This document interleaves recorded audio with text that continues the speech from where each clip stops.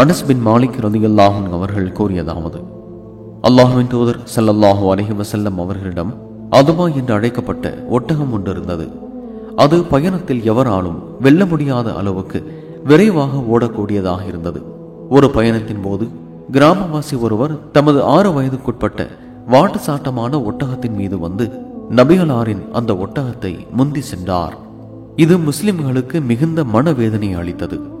முஸ்லிம்கள் அதுபா பின்னுக்கு தள்ளப்பட்டு விட்டது என்று கூறினர்.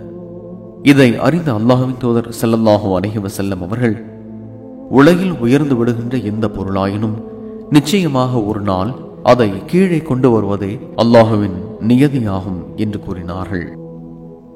சஹீஹுல் புகாரி 6501.